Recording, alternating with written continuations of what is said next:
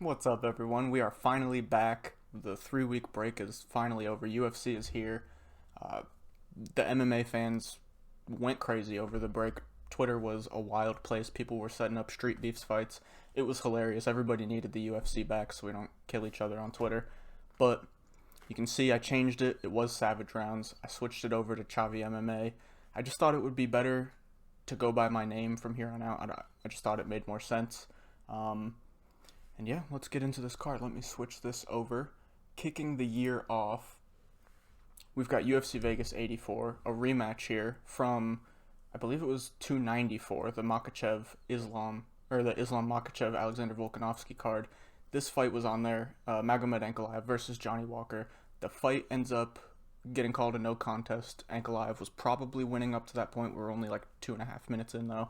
Um, Ankalaev lands a nasty knee to the head of Johnny Walker while he's downed. To be completely honest, it probably should have been a DQ, but it gets called a no contest for whatever reason. We've seen like the Peter Yan Aljo one. I don't know what the difference here is, but regardless, we get the rematch early January, first card of the year. Before we get into that though, drop me a follow on a subscribe on the YouTube, and then go check out my TikTok too. I just started it a little bit before the UFC fights ended last year. It's the same name as here, Chavi MMA, 2 A's. I've just been doing shorter form stuff, still predictions, still giving out bets, different bets than I'll give out on here. And it's more like a prop type thing over there. And then also, just like I said, some other short form content during this break. I counted down my favorite top 5 UFC knockouts from every month in 2023, so go check that out. It would be pretty cool. But yeah, let's get into it. Kicking off the night, we start off with some flyweights. Joshua Van taking on Felipe Bunes, and I'm gonna do it a little bit differently. I'm not gonna go through read the tail of the tape stats. I've gone through kind of. I don't. We'll see how it goes this time. I kind of want to see how I like it, but I've kind of wrote like a little summary of their career so far. I'm not going to do a whole summary of their career every time. It'll more so be how they've fought recently, what they've done recently, or just information I feel needs to be known that's not regarding their fighting style. And then I'll get into it how I normally do, talk about how their skills compare, who I think is going to win, and all that. So we've got Joshua Van taking on Felipe Bunes. Joshua Van's actually taking this on short notice. It was supposed to be Dennis Bondar for Felipe Bunes' debut, but Joshua Van, Fury FC, for pretty much, not pretty much, for all of his previous fights to the UFC, including his amateur career, 7-1 in the promotion as a pro. Even like I said, in the amateurs, 4-0. His last fight over there was against Cleveland McLean before he gets the call to come over to the UFC on short notice. He gets Zhalgas Zhumagulov and has a very, very impressive debut, stopping takedowns against a guy who is a pure pressure takedown fighter. He wants to be in your face, spamming the takedowns, tiring you out, and Josh Van handled it very well, stopping 4 of 5 of those takedowns, and then working his hands beautifully to get the split decision victory. Very tough fight for your first UFC appearance, and on short notice too, which makes it even more impressive to me. So that fight was in June 2023, and if I'm looking down, I'm just looking at notes. Has a very successful debut there. Then fights again. How many months is that later? 5 months later in November, and has another very good performance against Kevin Borjas this time. Early in that fight, he experienced he experienced more adversity than he did in that Jalgas fight. Pretty much overall, he gets clipped early, hurt, or not really hurt, but like definitely clipped, and he gets dropped, but he gets back up, recovers well, and goes on to put on a fantastic performance. The body work was wonderful. That's all everybody was raving about when this performance was over. And that brings us to here. He's taking on Felipe Bunes on the other side, who is joining the UFC at 34 years old, which does concern me. He was supposed to make his debut at a different time, but it didn't end up happening. Before the UFC, he was 9-2 as a pro, joining ACB, which is a bigger Russian promotion, which then ended up changing to ACA. He won his first fight in that promotion by flying triangle into an armbar. Pretty cool submission. We see him then between 2019 and 2020 go on a 3-fight losing streak. He fought 3 tough Russian dudes who are going to put on the wrestling shoes and go to work there. And he has, like I said, that really tough streak. His last fight in the promotion, he does end up getting the win round 2 arm triangle, and then he joins LFA. He gets a very, I won't say very tough, but he gets a UFC vet in his first LFA fight in Jussier Formiga, which I will say that's a tough fight for anybody coming up trying to make a name for themselves, especially your first fight in LFA. He gets choked out in the second round, then goes on to win 2 in a row, split decision, and the split decision's the first one. His next fight then, he's taking on Yuma Horiyuchi for the flyweight belt. It was vacant at that point. Yuma wasn't the champ. He gets a round 1 knockout, like a 1-2 straight down the pipe. Great knockout for him. And then he gets the call to the UFC. He was supposed to fight Jalgas in June, and that's actually the one Josh Van stepped in on short notice for his debut. So it was supposed to be Felipe Bunes Jalgas, but Felipe can't make it. Medical issues, he has to pull out.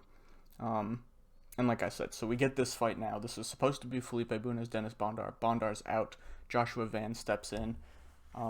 Skill-wise, how do I think they match up? Joshua Van feels like the much more complete overall fighter to me, and he's 22 years of age. So to be this good at 22, I have very high hopes. And on the other side, Bunes, although he does have good skills in certain areas, on the feet he seems a bit lacking to me, and he's making his UFC debut at 34 years old. So there's not a lot to improve on. He kind of is what he is at this stage of his career. Obviously, he can pick up new moves and stuff, but you're going to teach an old dog new tricks. He is the fighter he is at this point. And on the feet, like I said, he's not bad by any means. It feels very straightforward, typical striking for a guy who's a primary jiu-jitsu artist. Joshua Van, I think, is going to eat that up. Early in his early in his pro career, Joshua Van struggled with the takedowns quite a bit. He's shored that up recently, and even when he was shoring up, even when he was having trouble with those takedowns earlier on in his career, he was still winning those fights. He was undefeated. I think he won his first 4 and then lost 1 or something like that. He lost early on in his career, but it was that loss that kind of triggered the work on the takedown defense and the grappling. And he's always been a solid grappler, but it was the defensive side that was kind of causing him troubles. And then, like I said, he's working on it. He's still getting taken down, but it's getting better and better. And now he's starting to win fights while getting taken down. He does a bit of offensive grappling too. I don't think we'll see that here just because of the threat Felipe Bunes poses on the ground. His jiu-jitsu is slick, very good. So I think we'll see this mainly on the feet. Bunes doesn't have the strongest of takedowns. Like I said, he's primarily a jiu-jitsu artist. I think we see Joshua Van put on another clinic here. The boxing combinations he uses are phenomenal. He likes to be aggressive, moving forward, but we did see him in that Jalgas fight, fighting off the back foot, being pressured, able to throw that check left hook. Very, very good check left hook. And what I found about his counter-striking is as you're moving forward, throwing your combinations, he's able to kind of slip that check left hook in between the half beat when you finish your combination and you're resetting. He's gotten very good at kind of pulling back and finding those shots in those half beats that are super weird. And then, like I said, I talked about it a little bit earlier. The body work is where Joshua Van shines. Obviously, it's the striking overall is his bread and butter, but man, did the body work look phenomenal, and that just opens up the head. So he puts in all that body work, goes to the head phenomenally. I think he broke the record for most body strikes in a flyweight fight, something like that, against, who did he fight? I can't even remember now. Against Kevin Borjas, that's right. And I think that is what we're going to see play out here. Felipe Bunes not having quite the arsenal on the feet to cause enough trouble to Joshua Van to put his game off. I think Joshua Van's going to be moving forward, avoiding the big shots. Obviously, Bunes is going to land. But for the most part, I don't think he's going to land anything effective. I think when he shoots takedowns, Joshua Van has shored up his takedown defense quite well recently. And against a guy with better takedowns than Jalgas Zhumagulov, who's going to shoot them at more volume, he was able to handle it beautifully. 4 of 5 when he did get taken down. He popped right back up. His get-up game continued to get better with his takedown defense. And obviously, his submission game is decent in itself, but I don't think we'll see him go there. I really do think we see him keep this on the feet and put on another really, really good striking performance to go 3-0 in the UFC. I'm very excited for another Joshua Van performance here. Second fight of the night, we've got 2 lightweights going at it. Nicholas Mata taking on Tom Nolan in his debut. This fight has potential to be an absolute banger, a war possibly. If it doesn't turn into a war, regardless, I do think we see a knockout. Nicholas Mata is a guy who so far coming into the UFC has struggled. He gets that win on Contender Series in, I believe it was 2020. I have it here at 2020 versus Joseph Lauer, unanimous decision.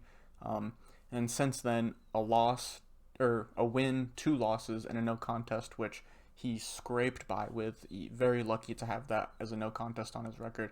It should be another loss. You can see it there. It was a bad stoppage. Trey Ogden had a choke locked in. The ref stops it before Mata taps or goes out, which is just awful on the ref's part.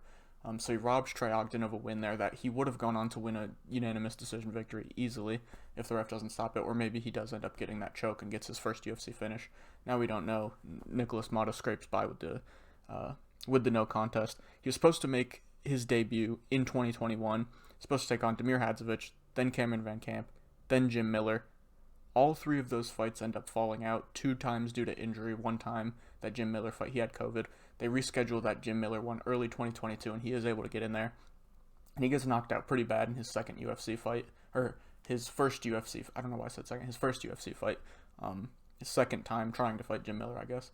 And he was never really able to get going in that fight, never able to start up. He looked hesitant.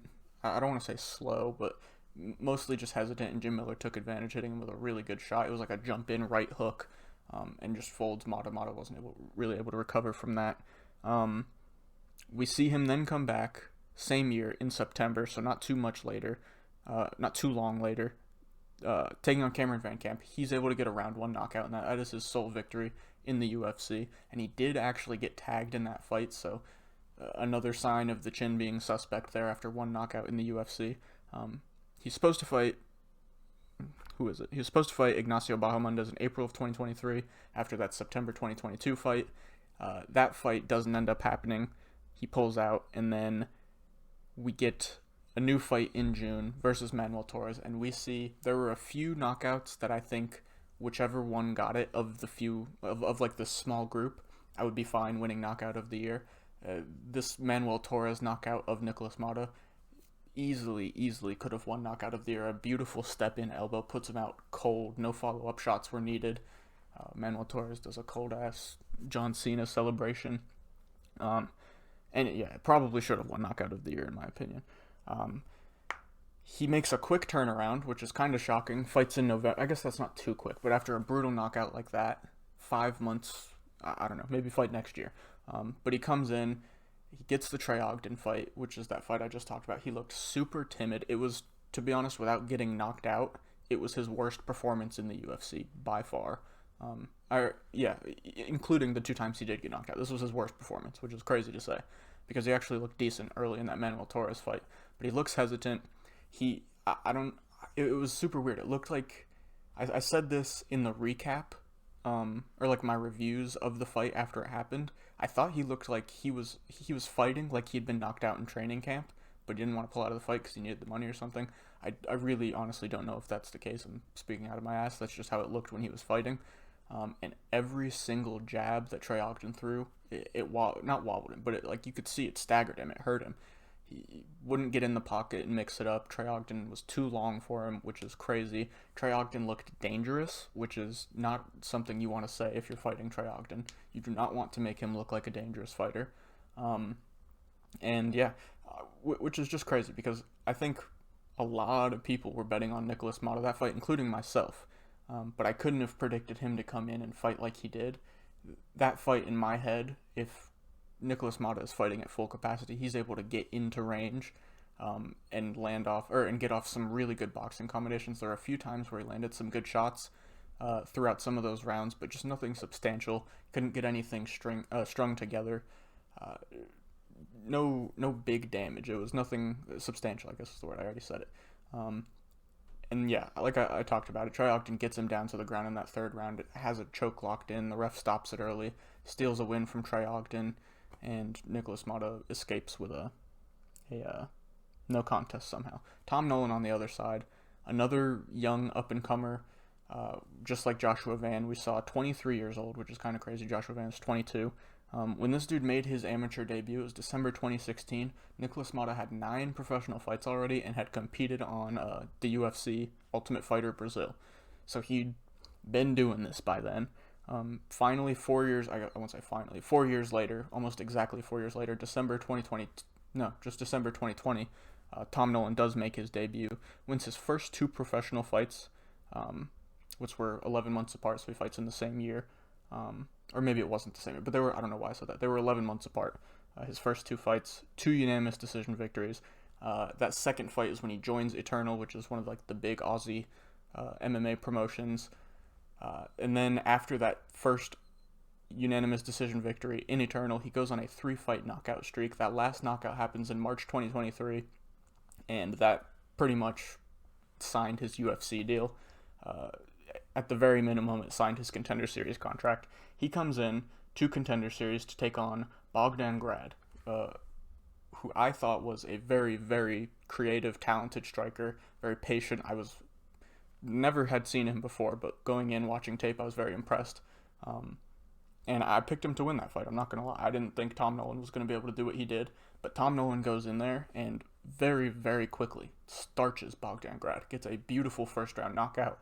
I think everyone was very impressed. Some people called it, I'd say it was pretty split there. The odds were pretty close, and I think some people liked the underdog spot, some people didn't. But the issue here, and actually, just to say, Bogdan Grad I saw recently went back to his other promotion, down a weight class at featherweight, and is back in the win column. So it'll be interesting to see if we ever see him in talks with the UFC, if we ever see him on Contender Series again. But this is a guy, in the style he fights and how we saw him take on a taller, longer guy in Trey Ogden last time, Tom Nolan being a much more dangerous striker than Trey Ogden, and being taller and longer is going to cause a lot of problems for Nicholas Mata here.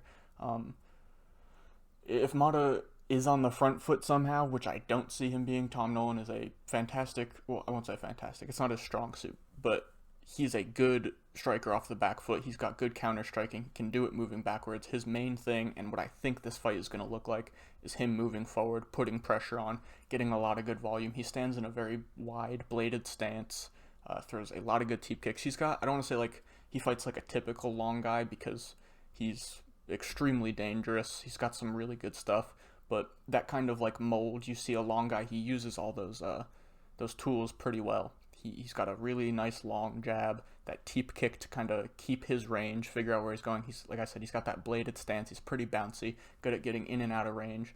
And a lot of those guys that are long and have that kind of bouncy style, you see they're very, very good at keeping range. Tom Nolan is also at range, or Tom Nolan, as well as fighting at range very well, can get into the pocket and mix it up. He's got really, really good hooks when he gets in close. Puts together pretty good combinations there. Good stuff up the middle. A sniper left hand when he is at range, not in the pocket. And I'm very excited for this one. I have a hard time seeing how Nicholas Mata gets this one done here unless he finds a big knockout shot, because I don't know what he's going to do. Tom Nolan is hittable when he does get into those exchanges in the pocket. Like I said, very good striking at range, but also good getting in close and taking advantage in close when guys maybe don't expect him to come in close. Nicholas Mata can land shots when he's in there. That's where Nicholas Mata thrives, in that close boxing range where he can keep it tight and let off combos. So Tom Nolan has to be careful there. But to be honest, I just don't see Nicholas Mata doing enough in those periods, and I really don't see the chin holding up, to be honest. Trey Ogden jabs were hurting Nicholas Mata. I think when Tom Nolan lands something a little wild, or while he's being a little wild, I think we see Nicholas Mata get put out. What I do think here is Tom Nolan knows that maybe Nicholas Mata has that thought in the back of his head that, like, what's going on with my chin? Is it going to hold up? Is it not? Is Nicholas Mata scared to engage? I think Tom Nolan's going to know all this, and knowing the kind of style he already fights in, he's going to come out very aggressive and try and get this one done quick. I like Tom Nolan a lot here. I think we see a finish. I don't want to say they were hand-picking an opponent for him, but I think seeing how Mata has fought recently, seeing how he looked versus Trey Ogden, seeing that he's been knocked out twice, but he also does have knockout potential. I think they knew this fight was either had banger potential, where we can see Tom Nolan's stock rise in a war, or Tom Nolan can come out here and do what his previous opponents have done and put him out pretty cold, make a very big statement in his UFC debut, and they can start to push another Aussie for the company. A very entertaining fighter, I think a lot of people are going to like this guy. I think we see a big knockout here for Tom Nolan in his debut. I'm very excited for this one. Featherweight's up next. Weston Wilson taking on Gene Silva. This is a bad matchup for Weston Wilson, in my opinion. How I said, for the Mata Tom Nolan fight, it didn't feel like they were setting Nolan up for a win, but they knew kind of what it could turn into. This one feels like they're setting Silva up for a win here. I just don't think Weston Wilson is quite UFC level. He hasn't fought good competition at all, other than when he loses. Fighting in promotions such as Tough Enough, ex-MMA, Valor Fighting Championship, and obviously you're going to have to fight in those promotions starting out, but to continue fighting in those promotions later in your career, there's issues there. He does take that step up sometimes. We saw him in Bellator, we saw him in LFA. He got one win in Bellator over a 3-3 opponent, but other than that, every time he stepped up in promotion in opponent, he's lost. He went 0-3 in LFA, losing to 11-6, 7-1, and 6-3 opponents. Before his UFC debut, he was 4-1 in his previous 5, and also had a boxing win, which he has a weird style to kind of move over to boxing, so I thought that was interesting. I didn't watch it, but I just thought that was funny. And that one loss, again, when he had to step up in competition, he faced an ex-UFC fighter, Teruto Ishihara, and got put out cold, straight down the pipe, a sick finish. And to be honest, I could see Gene Silva, I don't know if it's Gene Silva or John Silva, doing the same exact thing, like inch same. Like I'm telling you, it could happen the same exact way. Gene Silva, on the other hand, a guy fighting out of Fighting Nerds, which is a gym on the up and up as of late. So he's in there training with guys like Kyle Braulio, who's kind of like the face of that gym right now. And they've also had 2 other guys come through Contender Series, Jair Farias, who did lose, and then Mauricio Ruffi, who got a win. Previous to entering the UFC, Gene Silva was on an 8-fight win streak. That is a very long time to not lose a fight. And he'd finished 7 of those. The only one he didn't finish was his most recent fight, which was a Contender Series appearance to get him into the UFC, obviously. You can see it there, versus Kevin Vallejos, a unanimous decision victory. And that was actually his first decision win. The previous 2 fights that he'd been in that went to decision were both losses. So before that, 10-2, all wins were finishes, both losses were decisions. So it's kind of good he can get a decision win under his belt before joining the promotion. It'll be very interesting to see if fights get extended. I don't think this is one we see that being an issue in, but it'll be interesting to see versus a better opponent, seeing a fight get extended down the stretch. His only 2 losses came in his first 5 fights, the last one being in 2018. So it's been quite some time since John Silva has tasted defeat. And like I said, I don't want to say it's a setup fight. I hate saying that, but again, the UFC knew what they were doing here, setting this fight up. Weston Wilson, he fights out of Upstate Karate. Is that what it's called? Upstate Karate. The same, Upstate Karate. The same gym Wonderboy trains out of. It's him and his dad's gym. And he has that bouncy bladed stance, but he doesn't use it nearly as well. He's got good kicks to kind of keep distance, find his distance, and he throws, when he's striking with his hands, he throws this blitz where he'll kind of run in and just throw punches straight, and his chin is hanging up in the air. The punches aren't good. They're not, there's not a lot of power behind them. And he can look good against lower level guys who will play that distance game with him and let him keep range with kicks and let him throw those blitzes. He's got sneaky jiu-jitsu. We saw him. He's got a lot of submissions on his record, and we actually saw him against Brito before he got knocked out. He was kind of making it a little tricky for Brito on the ground. He had him in that leg lock that he wasn't able to finish. Obviously, Brito, a very good jiu-jitsu practitioner himself, so he was able to find his way out of there. But Weston Wilson can be tricky on the ground. That's probably, when he's facing the best guys, if the fight ends up on the ground, that's probably his best option. And Gene Silva on the other side, I don't want to say he has the exact same stance as Kyle Braulio, but it's kind of that same style one where it's his hands are, I'm trying to get in camera, where his hands are down and pointed up a little bit, and he's bouncing back and forth. And I don't want to say it's the Fighting Nerd style, but Kyle Braulio is kind of the face of that, and he does it quite well. They have very different fighting styles, though. It's just the stance is the same. Jen Silva is extremely, extremely explosive, and he's always looking to set up big shots. Um, super, super light on his feet, bouncy in the early stages of the fight, and with how explosive he is, that can start to kind of wear, and he'll get a little more flat-footed, but he's still, instead of like bouncing into range and throwing those explosive shots, he'll kind of just like creep into range and throw them from there. It was still working for him in that Kevin Vallejos fight. He was still able to get that win. Punches come from super, super weird angles because of how he holds his hands. That I'll put it up again. It's like that they're down, but not down, but kind of, I don't know, like by his chest. It's weird. And I think that aids in his style because of how explosive he is. He doesn't need to really, and I guess because of how explosive he is, he can't put together combinations like that because he will get tired extremely quick. So that explosiveness, those odd angle punches all help. He has a really good shovel hook. I have my 3 favorite punches written down that he throws. A shovel hook, where it'll be that at range, and he'll like pop that front hand up, like kind of like a hook uppercut type deal.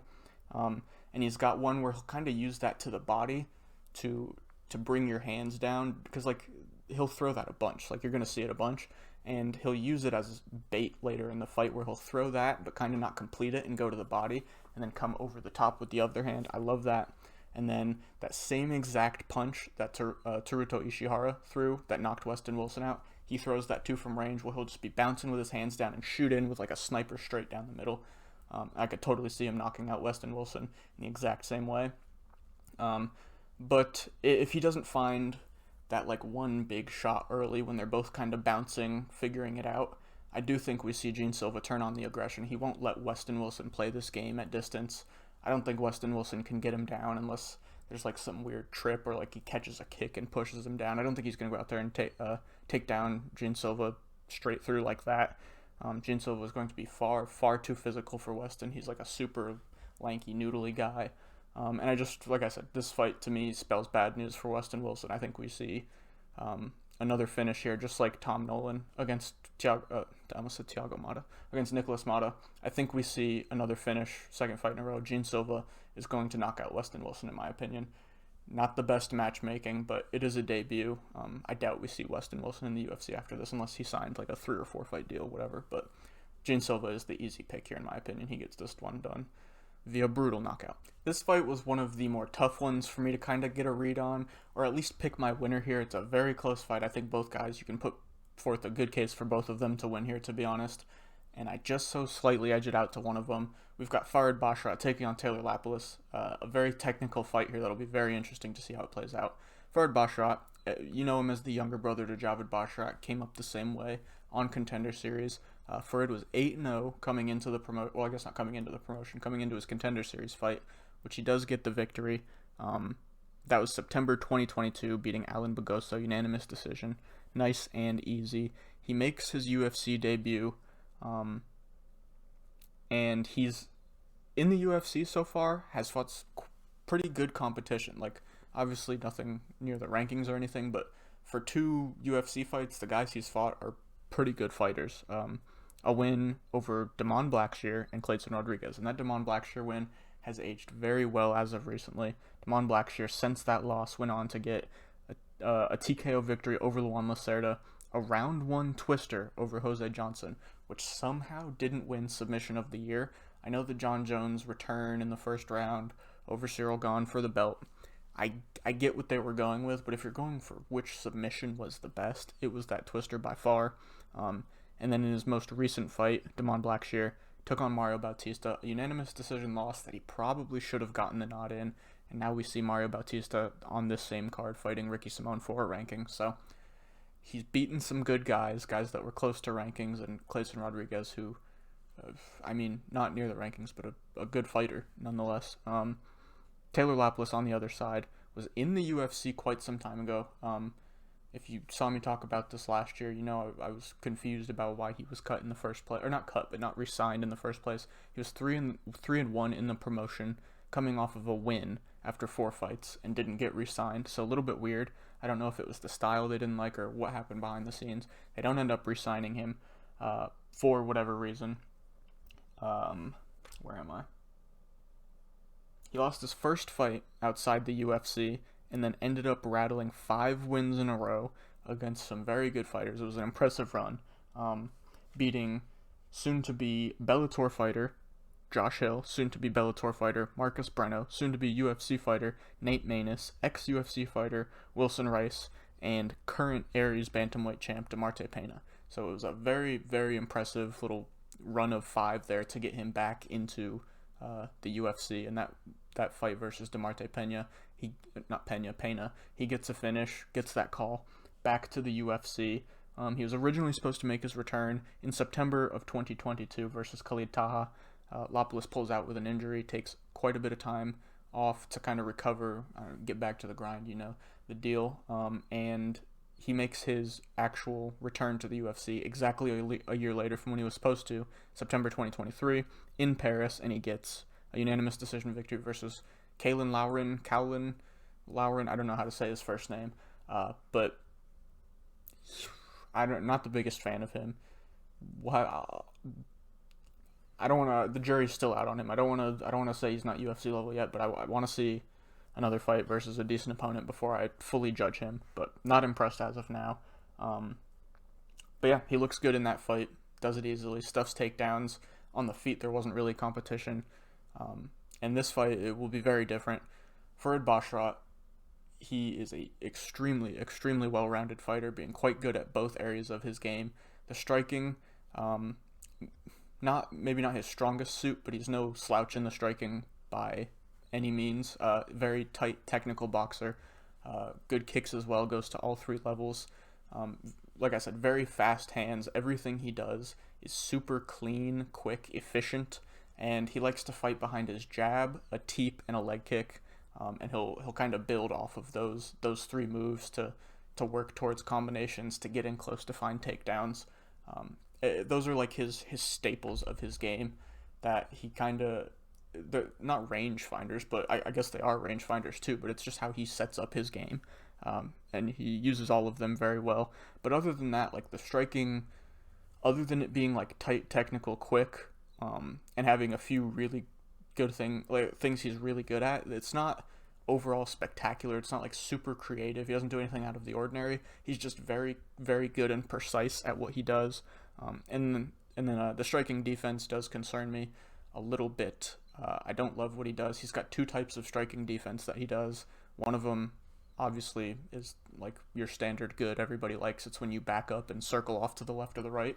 The one that I don't like that he does, that he gets caught doing quite a lot, and obviously it hasn't cost him anything yet, so he's going to keep doing it, but it's just something I see that I personally don't like. He'll put, and I mean, it's like your guard's always up, but he puts his right hand by his chin and then just puts his left hand straight out and back straight up, trying to keep distance, but he's not like a super long guy, so at some point it's not going to work for him, and it's fine when he backs up and does the circle off to the left or the right, but when he just backs straight up and kind of hopes the guy stops coming forward, against a really good guy, that's not going to work. So there are question marks there, but like I said, it hasn't cost him yet. Nothing bad has come of it yet, so he's going to keep doing it. His grappling is the strong suit of his game. Again, very, very technical and precise in what he does. He's got a really good single leg takedown.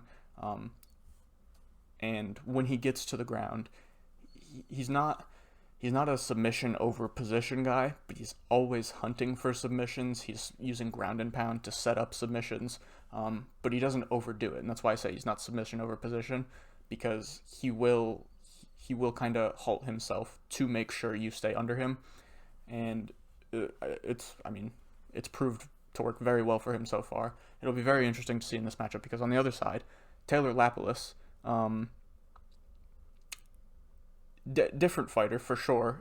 Definitely much more of a striker. He's got a super open stance. He's very, very good at counter striking, but he does like to move forward as well. Good southpaw. I didn't say that before, but he is a southpaw. One of his best attributes, and it helps him both offensively and defensively, is the range control, the distance management that he has.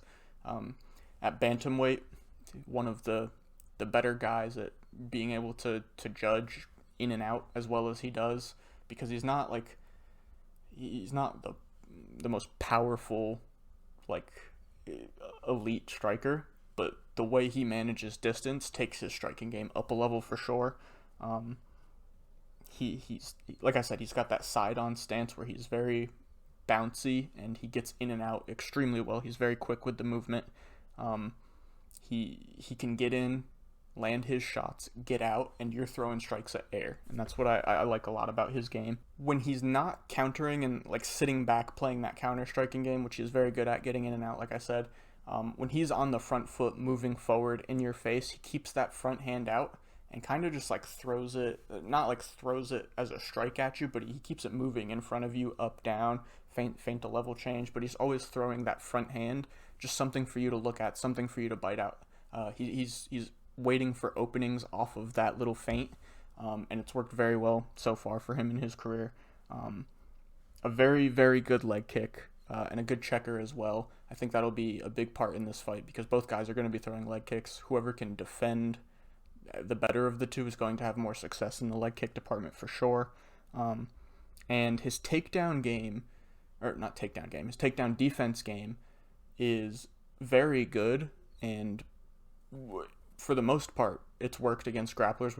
I don't want to Kalen Lauren, like, it worked there, but I don't want to put too much stock into that. But when it doesn't work, that's how he loses. His last loss, that first one outside the UFC, he was having a lot of trouble getting off of the fence, and when he was getting pushed up against the fence, the trips were, he wasn't getting taken down by traditional single legs, which is where I'm kind of interested to see how this plays out, because that's when his defense is at its best, when he's defending double legs, single legs, because he can bounce out of range so quick and kind of push the head down. But when he's getting backed up and pushed up against the cage, the guy that beat him, I can't remember the name, I should have wrote it down, but the guy that beat him in his first fight outside of the UFC was doing very well at using trips. He wasn't going in for single legs because they weren't working, wasn't going in for double legs because they weren't working. It was backing Lapalus up, getting him up against the cage, and kind of pulling his upper body towards him, and then kicking those legs out from behind.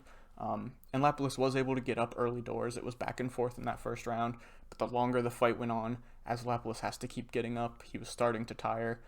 He does have good cardio, but anybody, when you're getting up, getting taken down, getting up, getting taken down, it's going to tire you out. It's going to wear you out no matter what. And then in that third round, the control time was a little more effective. He was able to sit on top a bit more. And that's why I'm very interested to see. I said in the beginning my pick is ever so slight towards the guy. I'm going with Farid Basharat just because I like the overall game. I think he can compete on the feet. And again, I'm very excited because I think Basharat, this is the best striker he will have faced so far. And a very different guy for Lapalus than Kalen Lauren. And like I said, that win streak that he was on, the 5 fight, he fought some very good guys. But I don't know, like looking at them, Josh Hill, Marcus Breno, Nate Maness, Wilson Rice, DeMarte Pena, none of them are as technical of strikers as Farid Basharat, so it'll be very interesting to see which striking style can kind of poke its head and prove to be better in this situation. And I go with Farid Basharat because he has the threat of those takedowns. Taylor Lapalus has to worry about a few different things. Basharat knows if he can keep his strikes clean and his defense sound on the feet, he should be good to mix in his takedowns, move forward, keep Lapalus guessing. That's why I like Farid Basharat in this one. I think we see him continue his undefeated streak. I don't know if it stays undefeated forever. Obviously, it's not going to stay forever, but I don't think we see him lose the O here. I like Farid Basharat in this one. I think we see a decision. 2 more bantamweights up next. We've got Marcus McGee taking on Gaston Bolaños, and was probably both of their toughest MMA opponents. I say MMA because if you weren't aware, Gaston Bolaños has a 26-3 kickboxing / Muay Thai record, so it is, as far as MMA speaking, I believe this will be both of their toughest fight. McGee making his debut, I think actually both of them making their debut last year. Marcus McGee, however, taking on Journey Newsom on short notice after Brian Kelleher pulls out, not able to make it to the cage, and McGee looks very, very good in his debut, stuffing 6 for 6 takedowns and completely owning Journey Newsom on the feet. Journey wasn't able to get anywhere near him, nothing significant landed, and then Marcus McGee lands a big shot, puts him down in the second round, and finishes the fight via rear naked choke. He gets right back in the octagon just 4 months later, taking on JP Buys, who had been struggling so far in his UFC career.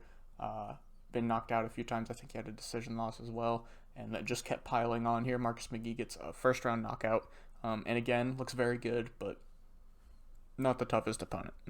And it's been tough for JP Buys. What can I say? That fight was actually not supposed to be JP Buys. Funny enough, it was supposed to be Gaston Bolaños. Bolaños isn't able to make it to the cage. We get the JP Buys fight instead, and that was probably, to be honest, like the last call for JP Buys. Like, we're not getting re-signed, but take this fight. And if you win, maybe we'll call you back. But if you lose, see ya. And that's what ended up happening. The last loss for Marcus McGee came quite some time ago. I don't know why I didn't. Oh, I did write it down.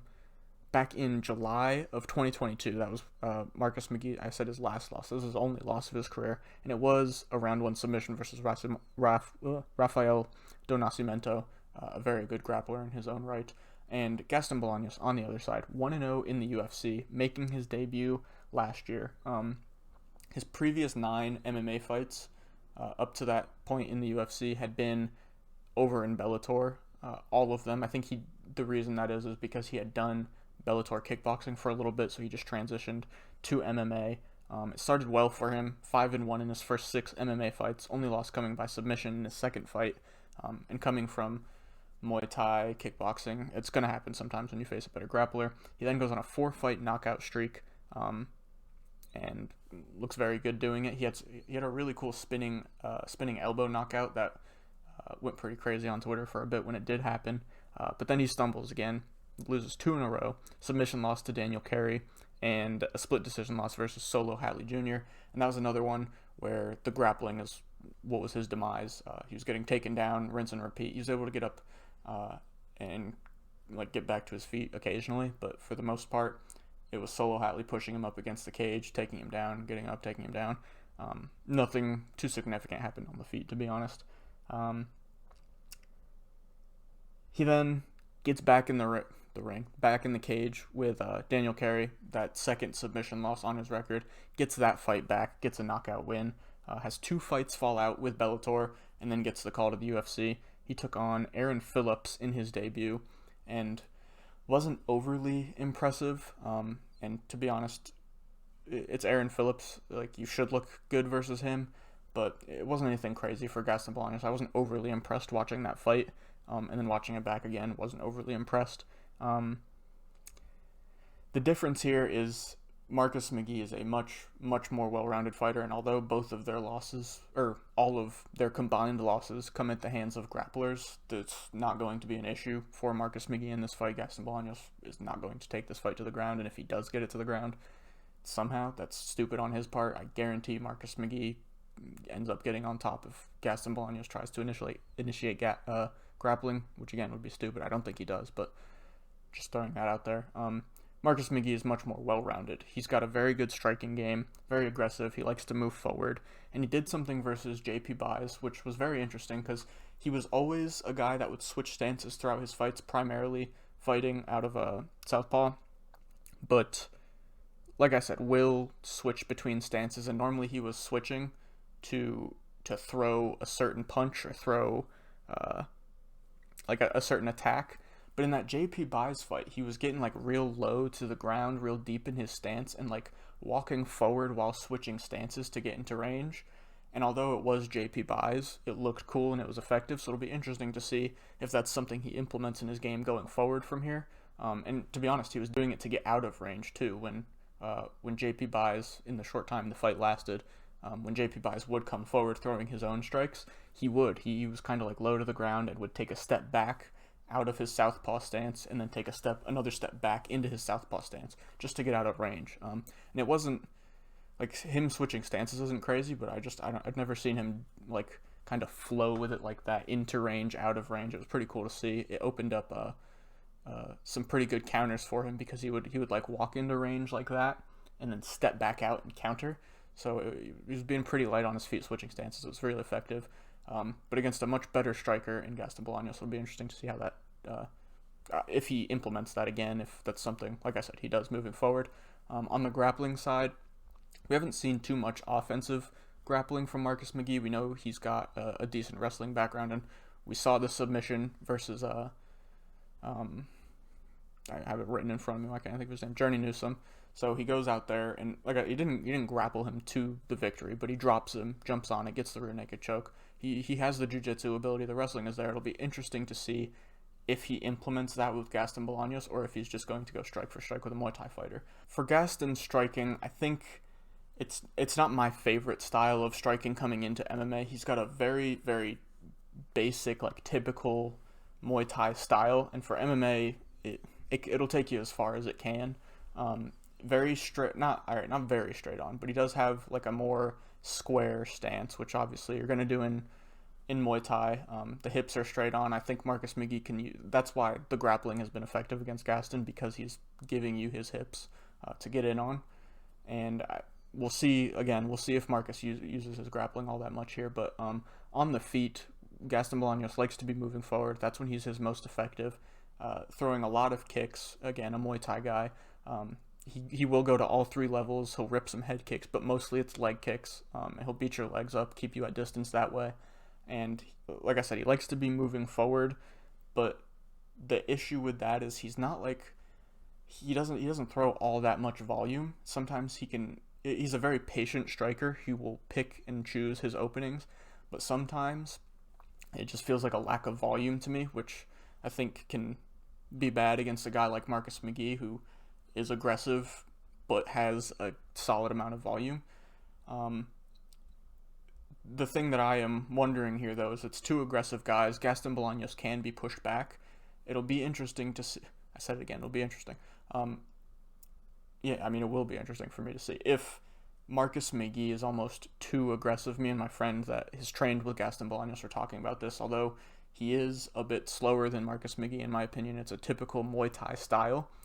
The over-aggression from Marcus McGee here could kill him, because Gaston Bolaños is a good, like, technical Muay Thai striker.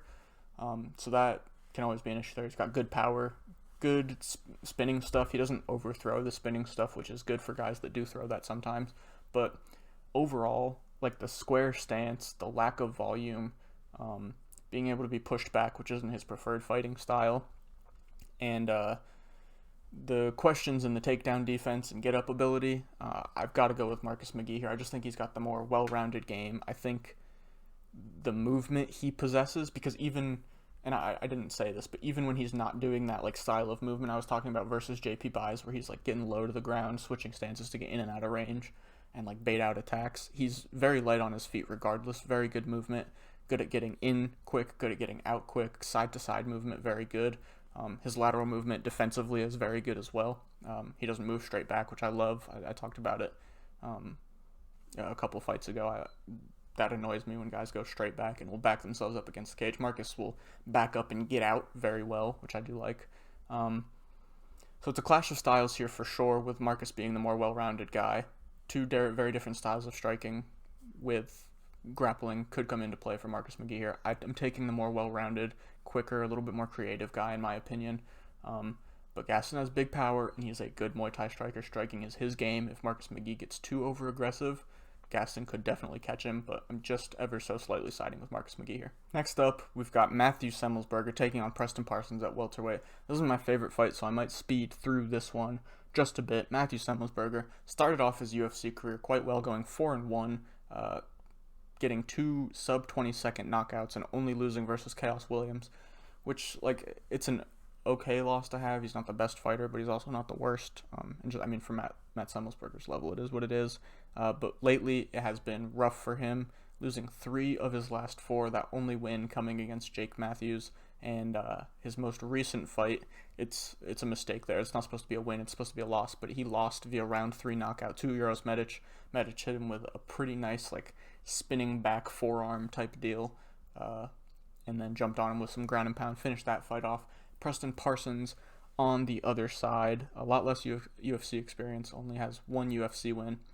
Before the UFC, funny enough, he fought Mike Perry in his 3rd fight and got finished in the 1st round. And he also has a win over Ignacio Bahamondes outside of the UFC.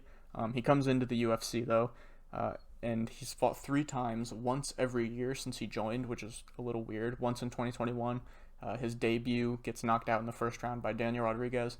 fights in 2022, gets unanimous decision victory over Evan Elder, and then his only fight last year was a split decision loss versus Trevin Giles. I don't want to say like on the Matthew Semmelsberger hype train, but I was a pretty decent fan of Matthew Semmelsberger in that run he was on. I had bet on him probably 3 out of those 4 times he won, and then I also bet on him versus Jake Matthews in this streak he's been pretty rough in. I also bet on him to beat Jeremiah Wells, which I do think he probably should have gotten the nod based on damage, but I'm not overly mad because Jeremiah Wells did have a lot of control time, so it was kind of a toss-up there, but I personally would have gone Semmelsberger just off damage. And you know what you're getting with Matthew Semmelsberger. He's got big power in his hands. It's not like crazy wild striking. He does have some pretty good down the pipe shots, but he can get into brawls and get wild. And he'll start to throw big hooks. But no matter what touches you, if it does touch you, it's probably going to hurt. We saw him almost finish Medic in that first round, and then we wouldn't have even needed that second and third round where he ended up losing the fight. The grappling is okay. He's got decent offensive grappling. He can definitely be taken down and held down. But we saw him like in the what's his name? The blonde kid off of Contender Series. His name is AJ. I can't think of his last name. Whatever his name is. They fought, and it was a lot of takedowns for.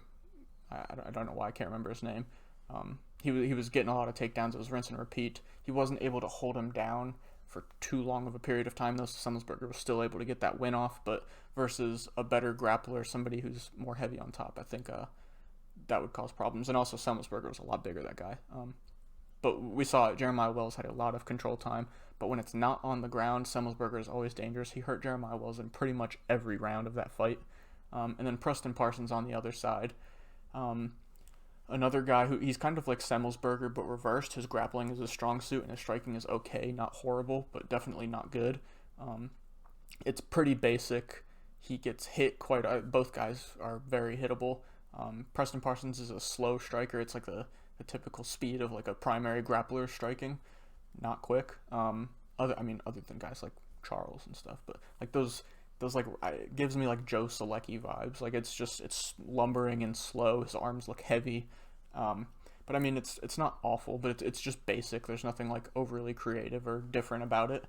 And then you know he's going to shoot the takedowns. The grappling is where he wants to be. He wants to be on top of you, trying to find that submission, try and take your back, and that's what he's going to do here. He cannot go out there and have a striking battle with Matthew Semmelsberger because he will probably get knocked out. He's got to go out there and be able to hold Semmelsberger down for meaningful periods of time, hunt that submission. And like I said, this isn't my favorite fight. I'm gonna I don't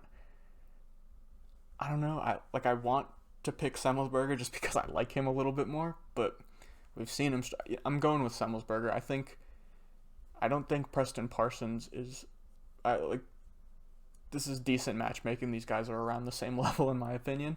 I'm saying a lot of nonsense right now, but I'll end it with this. I think Matthew Semmelsberger, when it gets to the ground, it won't be down for meaningful periods of time. I think he'll be able to work back up. I think he'll be able to stuff takedowns early, and then when it's on the feet, I think just the speed disadvantage Preston Parsons is at. And he doesn't have the best striking defense, which is where I think he's going to get tagged a lot. We saw once D-Rod started to tag him, Preston Parsons couldn't get those takedowns. He kind of started to look worried on the feet, and I think that's probably what we're going to see here. Semmelsberger getting back in the win column. I'm going to say he gets the finish here. I think he can find that first or second round finish, stuffing takedowns, landing big shots on the feet. Going with Semmelsberger. Our final prelim of the night, we got the big fellas going at it. Andrei Arlovski taking on Waldo Cortez Acosta. I don't really love this fight for Andrei Arlovski. I have this whole thing written about his career, but everybody knows, he's been in the UFC forever. Made his debut back in 2000 at UFC 28, back when they were still calling the UFC pay-per-views by names, or the UFC events by names. This one was UFC 28 High Stakes, and the guy was fighting for world titles back in 2005, 2006. And he's still around doing it today. In his last 5, 3-2, very impressive for a guy who was fighting for titles back in 2005, and is still doing it in the same promotion, the UFC, the best in the world. So again, very impressive for 44 years of age, doing it as long as he has. But 3-2 in his last 5. the last two have been those two losses, so there's kind of that start to the regression. He was on a good little streak before that, 4 wins in a row, but not fighting the best level guys. Like I have him here. They were wins over Chase Sherman, Carlos Felipe, Jared Vandera, and Jake Collier. So a win is a win in the UFC. You're a good fighter if you're in the UFC, but again, it wasn't versus that next level of guy, I guess, in the heavyweight division. And he, on a 4-fight win streak, you kind of have to give him a tougher guy. He gets those 2 tougher guys. He takes on Marcos Rogerio de Lima, Dontel Mays, who I would say both of them are better than the 4 guys he beat. And he gets finished in both of those fights: a submission loss versus Marcos Rogerio de Lima, and a knockout loss versus Dontel Mays. Waldo Cortez Acosta, on the other side, entered the UFC 7-0 with 5 finishes after a round 1 knockout versus Danilo Suzart in Contender Series on Contender Series back in August of 2022. Won his debut just 2 months later, unanimous decision, versus the guy who we just spoke about, Jared Vandera. And then fought again 3 weeks later, getting another unanimous decision victory over Chase Sherman, another guy who was in that Andrei Arlovski run. And they've fought very similar guys recently. I didn't even clock this while I was writing all my notes down. He fights his next opponent after that, a guy who Andrei Arlovski lost to recently, Marcos Rogerio de Lima, and that is his first loss, not just in the UFC, but in his career, his pro career. That was early 2023. He bounced back in his most recent fight, late 2023 in August, getting his first UFC finish, finally. I won't say I was only 3 fights in, but getting his first UFC finish, a round 1 knockout over Lucas Brzeski, who has been since entering the UFC. And we're here now.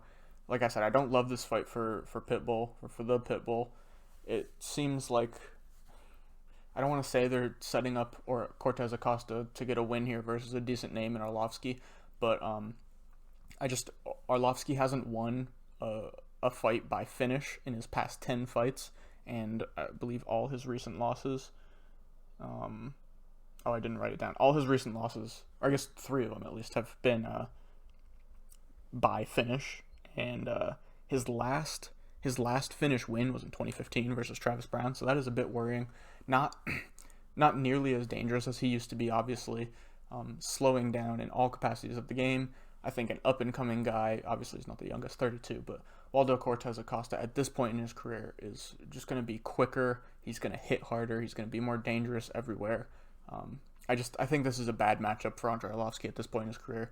I think we probably see Arlovski get finished again, Waldo Cortez Acosta get his second finish in the UFC, and then maybe the UFC is doing this so they can see if they can push Cortez Acosta towards the rankings. But I think we see Cortez Acosta get a knockout here. That's the pick. First main card fight of the night, we've got middleweights going at it. Phil Hawes taking on Bruno Ferreira, and a weird situation here from my point of view and how I think this fight goes. Because I'll just kind of give you the brief overview. I think Phil Hawes is, just from watching tape and like watching both of these guys fight multiple times and then going back and watching tape for this specific matchup, it feels to me like Hawes is the better fighter overall, and he can be winning fights, but his chin just does not have the durability, and all of the good work he did in the fight where he's winning can go out of the window. We've seen how good Phil Hawes can look. Good striking, good boxing. He throws a lot of good kicks as well, which is surprising for like a big, thick guy at middleweight throwing kicks like that. Big power on the feet and a good wrestling base to support the striking as well. Started off 3-0 in the promotion, and then after that he went 4 fights where he lost 3 of them by knockout, and that's that chin questionability that I'm talking about. I believe they were to Chris Curtis, Ikram Aliskerov, and in between those two was Roman Dolidze. The Chris Curtis and Ikram Aliskerov ones are the ones that kind of have me worrying about this one, because it felt like Phil Hawes was looking very good early on and was getting the better of his opponents, and if the fight kept trending in the way that it was, maybe Phil Hawes finds a finish, maybe he doesn't, but if it keeps going like it is, Phil Hawes at least has a good chance down the road, or down the stretch, to win the fight. The Roman Dolidze one, he got tangled up in the ground, got his leg absolutely shredded and couldn't stand anymore, and then Dolidze put him out. So that is Dolidze hurting him on the ground and then standing up and hurting him on the feet. So that one, it is what it is. He just got outworked overall in that fight. But I think Phil Hawes should be the better fighter here. Bruno Ferreira, another guy, big. I'll talk about, I guess, his start to his UFC career so far. He's only been in the UFC since 2022, punching his ticket to the promotion via round 1 knockout on Contender Series in September of that year. He won his debut with a pretty cool, like, slick, like, movement, slip and roll kind of KO, and then he shoots a straight down the middle and knocks out RoboCop Gregory Rodriguez. That was January 2023. He's supposed to fight Abdulrazak Al-Hassan twice. Both those fights fall through. The second time it was supposed to happen, he does get a replacement, and that is the debuting Nursultan Ruziboev. And Ruziboev actually puts out Bruno Ferreira in the first round. So, Bruno Ferreira on the feet, I don't think he's, he's got big power as well, but I prefer Phil Hawes striking overall, just as like a package, I think, with the kicks he puts out. I mean, to be fair, Bruno Ferreira does it too, but I like the way Phil Hawes does it better. I think his boxing is a bit crispier, more effective in my opinion. And I love the leg kicks. He hammers the leg kicks, but when these two guys are going to go out there and get, like, they're both good grapplers as well. I talked about the wrestling for Phil Hawes. Bruno Ferreira has good submission ability with decent takedowns as well. He's a big, strong dude, but he's pretty small for this weight class. I actually thought that's how he was going to beat Ruziboev, getting on top and landing good ground and pound from there. Did not happen. The fight did not go long enough for that to happen. But, like, if they're standing strike for strike on the feet and I'm not worried about durability issues, I pick Phil Hawes because I think both guys may attempt takedowns early on just to kind of mix it in their game, have the other guy thinking. But both are pretty solid defensively in that area. I think, I don't want to say cancels out, but I think they can both stuff each other's takedowns or get up if they get taken down, at least early on in the fight. So if they're going strike for strike and I'm not worried about chin durability issues, I like Phil Hawes here. But I do worry. Like, the shot that Ikram put him out with, yes, it was on the button. It was full extension on the strikes. But, like, it didn't land hard. It didn't turn his chin all that much. It was just on the button. I can't say it any other way. There's just durability questions about his chin at this point. If he goes out there and is winning this fight again, which I think is probably going to be the case, he'll be winning until he isn't, which is when one shot lands and he gets put out. So that's where I worry here in this fight. And for those reasons, I'm taking Bruno Ferreira. I want to pick Phil Hawes in this so bad. If it goes right in my mind, how I see it playing out, Phil Hawes can win here, on the feet or via decision. But just the questions about his chin, I don't want to be on the wrong side of him winning, and then losing again. So I'm going to go kind of against my thoughts about how they fight, and I'm taking more into account about the big power from Bruno Ferreira, and not to say, like, I think Phil Hawes is the better striker in my opinion, not to say Bruno Ferreira is a bad striker by any means. I just think Phil Hawes is a bit better.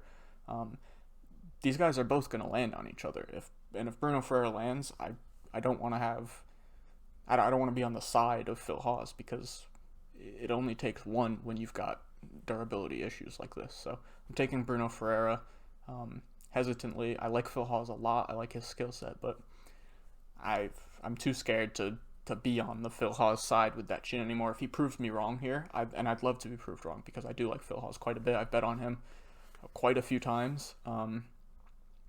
Yeah, I don't want to be on that side of him winning the fight until he isn't anymore with the durability question. So I'm taking Bruno Ferreira here. I think he probably gets a knockout over Phil Hawes. A very fun bantamweight matchup next. We've got Ricky Simón taking on Mario Bautista, getting his first shot at the rankings.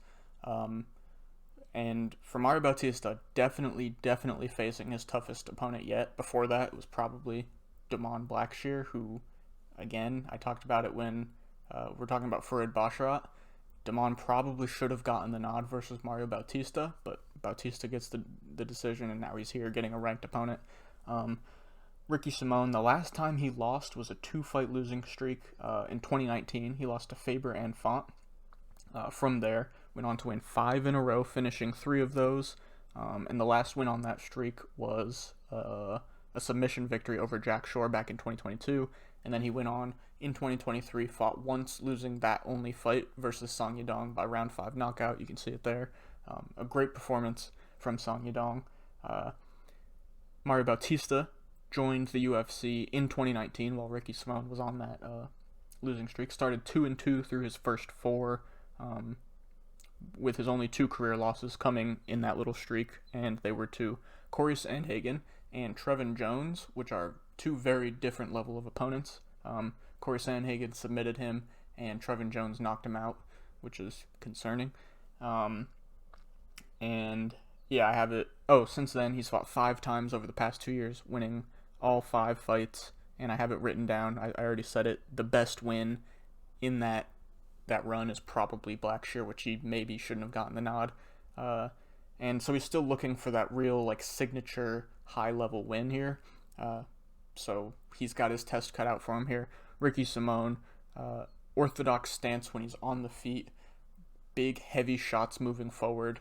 He throws a lot of good kicks as well, which is kind of surprising for a primary wrestler. But I guess at this point in the UFC, you've got to be pretty good everywhere. Very good kicks to the leg and to the head, and those are like your typical like roundhouse kicks. And he will go to all 3 levels. He goes to the body, but mostly with a teep kick. I love the teep kick to wear down your opponent. It's a great body shot. It's kind of like a better jab to the body, foot jab. And on the feet, very awkward, sporadic movement, hard to deal with. He's like short and herky-jerky, and he likes to get inside. And he uses a lot of jab feints and takedown feints because he's so relentless and dangerous with the takedowns. You can see it there. Per 15 minutes, he's landing 5.8 takedowns, which is ridiculous. So he's using the threat of that to land shots. He'll go over the top with big shots. And he's actually got a pretty good jab, too, which is funny for a shorter guy. You don't see that too often. His striking defense is okay, not bad, but not great either. I don't hold the Song Yadong fight against him. That is a tough fight for anybody. So defending strikes against Song, you're dealing with a nightmare there. And the main form of striking defense is his movement. He's pretty good at getting out and circling out, left or right. He can, though, when he gets caught before he's able to get out of range, and it's most of the time. I guess, to be honest, it's both. It's off a counter, or if he can't get out of range and his opponent is going first, he'll kind of just put his hands and freeze up and not throw back, which can be worrying because then they're able to get off like a little 4 or 3-piece combo. If Ricky Simón isn't doing anything, he kind of just puts his hands up and freezes, which, again, against a big power puncher could be an issue, and I think it's not the biggest worry here versus Mario Bautista is his power punching. And then obviously, we all know Ricky Simón for the grappling, the wrestling. That's where he does his work. I just told you about it. You can see there 5.8 landed takedowns per 15 minutes, which is ridiculous. He is relentless with the takedowns. Even if he's not sustaining control time on the ground, he's going to get up and try and take you down again, and get up and try and take you down again. He's got pretty decent cardio when it comes to the grappling, to the wrestling. And he uses, like I said, the striking and the takedowns complement each other well because the power on the feet can open up the takedowns because he does have big power. You can't be oblivious to that. And then the takedowns, obviously, you have to watch out for too. So if you drop your hands to defend a takedown when he's shooting a feint and then throws that big over-the-top right, you're in danger there too. So it kind of, his game blends together well. And Mario Bautista, on the other side, also primarily an orthodox fighter, who switches stances sometimes, but not all that much. He doesn't fight all that much out of the southpaw. It's normally to throw one tool. His striking is nothing over the top crazy. I do think, like, technical wise, and maybe like arsenal wise, he's the better striker than Ricky Simón. But threatening wise, I kind of give the edge to Ricky Simón here. Like danger wise, Mario Bautista, and obviously, like, if you're getting pieced up and returning nothing, strikers that don't have the biggest of power can put it on you with volume. So obviously you have to be returning. You can't just be a punching bag. But if it's a good fight back and forth, the power of Mario Bautista isn't really like the big issue with his striking. It is He's got pretty good volume and he's quite technical, so I think his straight shots when Ricky Simón is throwing over the top can be good for him there. He's another guy like Ricky Simón who will also mix in his kicks to all three levels. He's very good at that. And in the clinch, when it does get there, he's got good elbows, good knees, but he's also very open to getting hit with strikes in the clinch. He's more worried about getting off offense than being defensively sound in the clinch, which against a guy like Ricky Simón will probably get him taken down if he gets there, so the clinch isn't anywhere you want to be here, or at least in this matchup. His striking defense at range is pretty solid. He's another guy who doesn't just cover up and stand or back up straight. He's pretty good at getting back and getting out one way or another. But then when he's in the pocket, it can be a little questionable when he's throwing his combos and like two guys or him and his opponent are exchanging. His head movement can be a little questionable. He's very hittable in the pocket, and at distance, he's good at avoiding like the big, not big, but like the combos when guys are moving forward trying to come at him. But when they're kind of standing apart, going tit for tat, a sticky, good jab can kind of do some damage to him. We saw that versus Blackshear. If you take it back to his other loss, Corey Sandhagen, the jab was doing very good work for Corey Sandhagen in that fight. And grappling-wise, Mario Bautista, you can see there too, he's landing 2.7 takedowns per 15 minutes. It's not nearly as good as, or not nearly as, I won't say as good, not nearly as many as Ricky Simón, but when you're a guy who's well-rounded like that, mixing in the takedowns just opens up the threatening, or opens up the threat of your strikes as well. And Bautista, the wrestling isn't his strong suit when it comes to the grappling like Ricky Simón. He's more on the BJJ side, a good submission game. Takedown defense is a question mark. Well, I won't say a question mark. It's okay. It's not great. The first line of takedown defense is okay, but typically he can be taken down by a decent grappler. He can threaten with sweeps off the bottom pretty well. And like I said, his jiu-jitsu game is good, so when he's on the bottom, he's looking to throw up submissions to maybe try and find that submission or at least use it to open up space so he can get up and get off the bottom. But like I said, versus guys that are decent grapplers or are at least primary grapplers, most of the time they're able to get him down. Blackshear took him down 4 times. Guido Canetti took him down once. Jay Perrin took him down twice. And Jin Soo Sun took him down twice, all in the UFC. So I definitely do think like Ricky Simón's going to be able to get takedowns here. It's just whether Mario Bautista can punish him coming in and not get held down for long periods of time. And I kind of see that being a problem here for Mario Bautista. I just think the pressure and the pace and like the relentlessness of the takedowns, I don't think Mario Bautista is going to get any space here to do good work with the striking. I think Ricky Simón is going to get the takedowns, and to be honest, just at the volume and the availability of the takedowns for Ricky Simón, I could definitely see a late finish here over Mario Bautista. I'm not going to call a shot on a finish, but I definitely see the takedowns doing a lot of good work for Ricky Simón here, getting ground and pound off while he's on top, and then on the feet, like I said, I do think Bautista's the bigger striker, but the better striker, but the threat that Ricky Simón poses with those takedowns, I think is going to open up those big shots over the top. Like when he does that good feint takedown and goes over the top with it, I think that'll be there. And we've seen Bautista get dropped before a few times. So there's that. I think Ricky Simón gets this fight done. Well, I don't think. That's my pick. I'm going with Ricky Simón. Whether it's a finish or not is where I'm not sure, but I do think Ricky Simón can go out there and at least do good enough with the takedowns in the first 3 rounds to secure 3 rounds. And then I don't think of Mario Bautista as this ultra dangerous finisher. I like the finishing threat of Ricky Simón more, so I'm going with Ricky Simón here. I think maybe he finds the finish late, but at the very least a decision for him here. Next up, we've got some old, gritty, lightweight veterans going at it. I'm very excited for this fight. This fight has potential to be very, very fun. I'm not going to go too crazy in detail about it because I feel like, at least the way I see it, it's relatively straightforward. I could be proven wrong here because it is old guys, but I'm not even gonna.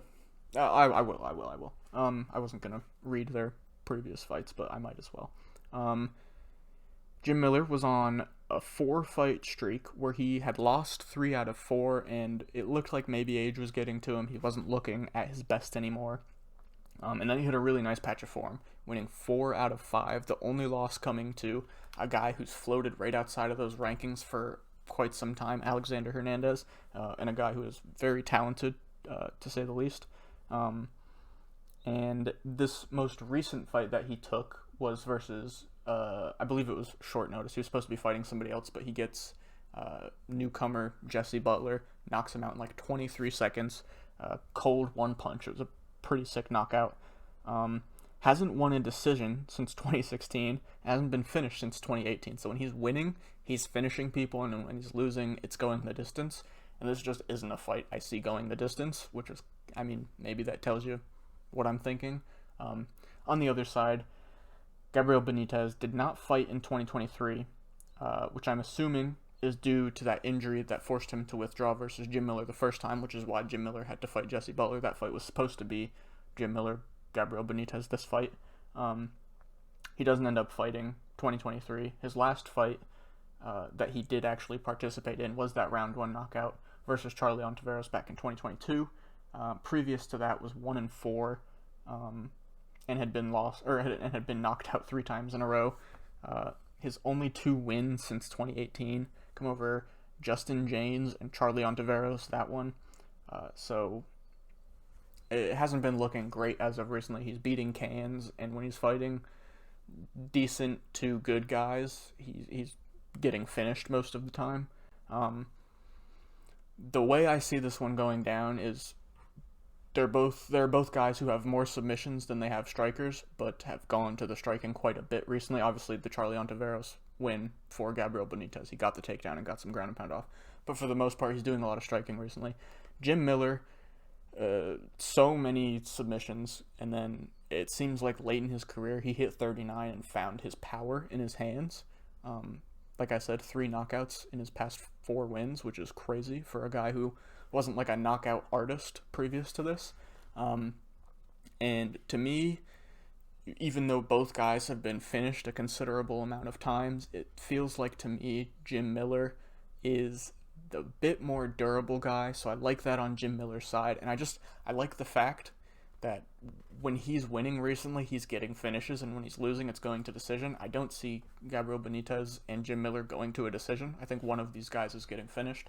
I think Jim Miller hits him with something hard straight down the middle, puts him down, and then gets on top for a ground and pound win. I'm going with Jim Miller to keep the train rolling. 40 years old, and he's still doing it. It's crazy. But yeah, going with Jim Miller in this one. We've got a very fun flyweight co-main event here. Actually, a rematch. Matheus Nicolau taking on Manel Kape for the second time. They fought back in 2021, and Matheus Nicolau got the nod via split decision. I think that was a bad decision. I watched it back again a while ago, and then today, right before I started taping, Manel Kape won 2 and 3. It seems pretty straight up to me, but judges got it wrong on that day, at least in my opinion. Matheus Nicolau, since his first UFC loss back in 2018, he'd been on a great run, winning 6 in a row, beating guys like Manel Kape, maybe questionably, but Manel Kape, Tim Elliott, David Dvorak, and Matt Schnell, finishing 2 of those. And then he comes up on this fantastic run, making his way towards the title, gets Brandon Royval for probably a title eliminator, because Royval does get the nod for the title shot next against Pantoja, but Royval cuts that winning streak short. I won't even say short. I mean, it was 6 fight long. He ends it for Matheus Nicolau via round 1 knockout. It was a nasty knee up the middle, straight on the chin, puts Nicolau down, gets some ground and pound off, gets it done. Manel Kape, a guy who was, if you weren't aware of him before the UFC, I don't know if it's Ryzen or Risen, but the champ of that promotion. His last fight ended with him knocking out Kai Asakura in the second round, who just recently beat former Bellator fighter Juan Archuleta for the Bantamweight Ryzen Championship, which was another nasty knee, but this time it was to the body. Comes in, makes his UFC debut, actually has 2 fights fall out that were supposed to be his debut. I think it was Bonsarin and Pantoja. Gets the fight versus Pantoja rescheduled for his actual debut, February 2022, and he loses that one. He fights again a month later, and that is that split decision loss to Matheus Nicolau. So he starts off 0-2, this big champion coming out of Ryzen. People are very hyped about him. It doesn't start well for the star boy. He comes out, fights 2 more times that year, so for a total of 4 times, and 4 times in 2022. And he gets a round 1 knockout versus Ode Osborne and a round 1 knockout versus Jalka Zumagulov to make it 2 in his last 2, I guess, starting off 2-2. Currently on a 4-fight win streak. The next 2 wins after those first 2 were versus Dvorak, and then on short notice, I can't remember, I think he was supposed to be fighting Kai Kara France. That fight falls through, very unfortunately, at UFC 293, and he has to take on the debuting Felipe Dos Santos, who's actually scheduled to fight on Contender Series, but now gets the straight call up to the big show, versus a very high-ranked Manel Kape, so that is crazy. And he gave him a very, very fun fight. Manel Kape definitely won the fight, but Felipe Dos Santos did some good work in that fight and showed he can be a fun fighter for the UFC. It'll be interesting to see him back. I don't know if you've watched the first fight. I don't know what about them fighting again goes differently, other than the result, in my opinion. I think, so if you haven't seen it, Matheus Nicolau comes out and does some good work in the first round, getting his grappling going. I don't know if he surprised Manel Kape or he was just mixing in the takedowns with the striking a little bit better in the first round. And he probably, in my opinion, Nicolau wins that first round with the grappling. Manel Kape was throwing stuff up off the bottom, had Nicolau in like a weird situation, but nothing like dangerous. So Manel Kape's throwing stuff up off his back. And then in the second round comes around, Manel Kape is much more privy to the takedown defense. He's stuffing pretty much everything. He got taken down once or twice in each of the last 2 rounds, but popped back up and was able to, the takedowns weren't in effect for Matheus Nicolau after the first round anymore. And Manel Kape is starting to put together some great combinations. He's switching stances, fighting between southpaw and orthodox, landing really good punches. Nicolau is a good striker, but not nearly as creative and technical as Kape. Matheus Nicolau, his Muay Thai, I'd say, is actually quite decent, but just for a guy who is a primary striker and is as creative and explosive and as dynamic as Manel Kape, you've got to be able to get your primary, your best fighting attribute going, which is the grappling, which is why he won the first round. With Manel Kape stuffing all that, he started to piece Nicolau up in that second round. Was looking really good. He's got this like really cool offbeat punch that comes from the same side, where he'll put together like a 3-punch combo, and he'll go like right, left, right, and then kind of like stutter with the right and go right again, and that caught it caught Matheus Nicolau quite a few times off guard, and Manel Kape was able to land a lot of good shots like that, mixing in kicks. He threw a few spinning ones that didn't really land at all. They get to the third round, it's a lot of the same, stuffing takedowns, Manel Kape landing good combinations, moving forward, being aggressive, and I didn't even say, this whole time Nicolau, other than the first round, is fighting off of his back foot, so Manel Kape moving forward is doing very well. And I think that fight looks a lot like this fight, except I think we get the right decision. I don't know if Nicolau gets the takedowns he needs in this one. Maybe he does early, again in the first round, but I think Manel Kape will do better to get up earlier. And I mean, maybe in the first round while they're dry, Nicolau can do well to keep him down. But I just think as the fight goes on, into 2, into 3, it's going to look quite similar to how that first fight did. Manel Kape piecing him up, using his good combos, his good forward pressure, and I think he beats up Matheus Nicolau. I'm calling my shot on this one. I think Kape gets a knockout. I think we see it late round 2 or early round 3. Just Kape starting to pour stuff on. You could tell some of the shots were starting to hurt Nicolau towards the end of the second round, but he recovered well there. I just think after this knockout, maybe he's a little more hesitant. Kape can be a little more dynamic and explosive and let loose a little bit more. I think we see Kape get the finish here. I like him a lot in this one, and very excited for this co-main event. We finally get to the main event. First main event of the year, again, just like the co-main event, this is another rematch. This rematch is happening a lot sooner than the Manel Kape one, just because this fight was a no contest. I talked about it last time. I think I may have even said it in the intro. I don't know quite why we got a no contest here. Probably should have been a DQ against Ankalaev. The same exact thing happened in Peter Yan versus Aljo. We got a DQ. Aljo's the new champ. Magomed Ankalaev does not get DQ'd. It's a no contest. So we're here again in January. And I think if you look at how that fight was going, Johnny Walker was looking very patient, and then as the fight went on, it was very telling for how that fight was going to end up playing out. Johnny Walker, while looking patient, and I think a lot of people were surprised at how patient and good he was looking in that small period of, I won't even say good, because it was kind of like tit for tat back and forth. In that opening 2 minutes before the no contest happened, he was looking decent, getting off good leg kicks, but nothing really too devastating, nothing happening on either side, really, to be honest. And I think that's probably the downfall for Johnny Walker here. He's at his best, and especially against a guy who's going to come out and grapple you. Like, there's zero questions about it. I think Johnny Walker has to be the crazy, explosive Johnny Walker early and try and get Ankalaev out of there, because let's say he does go for that crazy Johnny Walker comes out and he's trying to get the knockout early. He can't get it. He's tired towards the third round, starts getting taken down a lot.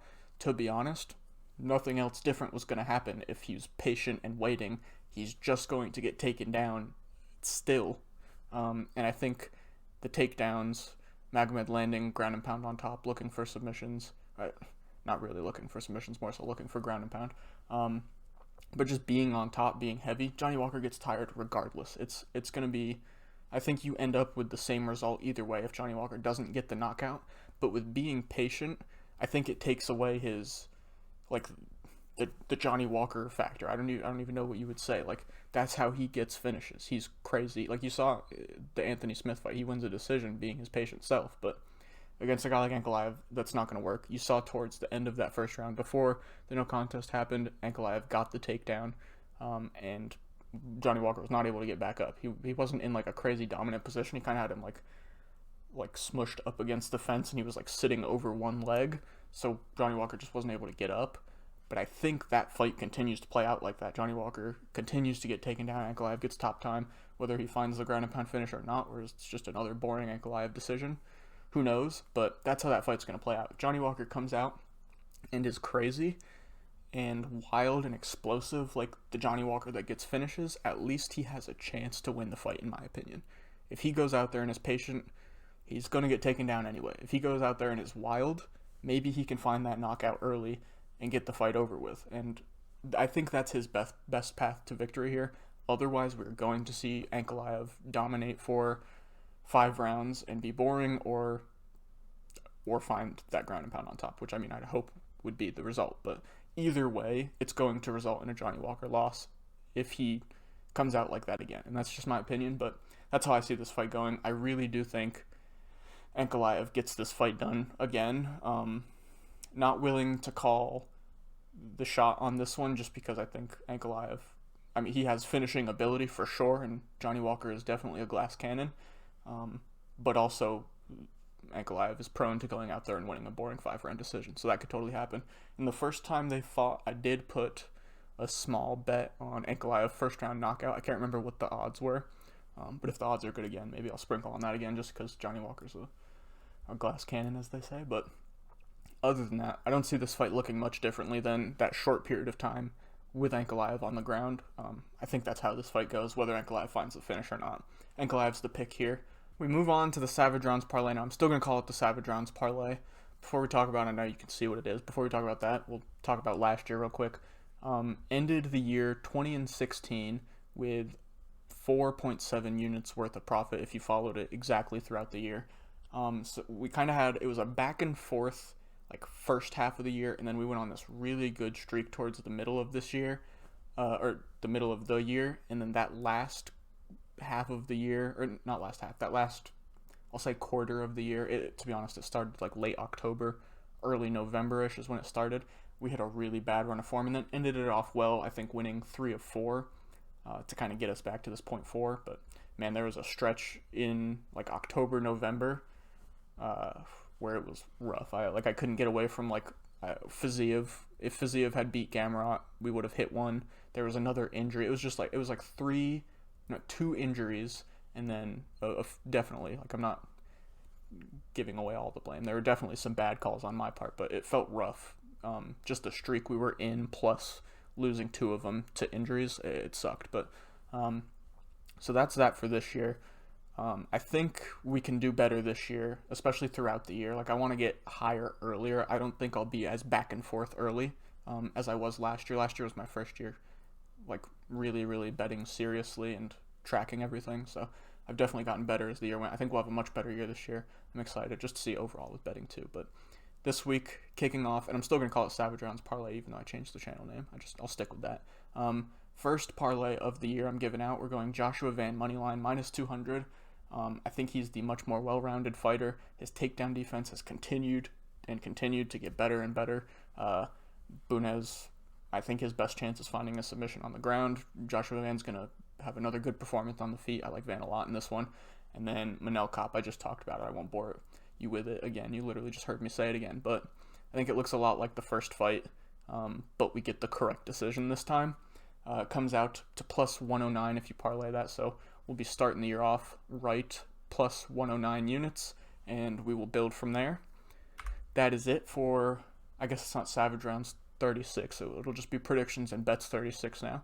But that's all. I will see you guys. Check out the TikTok again, like I said earlier. There'll be different sorts of content, plus like shorter form predictions, and I'm giving out props and stuff on the TikTok, and I'll leave the parlay for YouTube. So go check that out. It's the same, Chavi MMA with 2 A's. And then check back next week. I'll be doing the same. We'll still do a recap. We'll still do matchmaking and stuff, but I'm going to have more videos on the YouTube as well this year. So I'll see you guys next week for all that. Peace.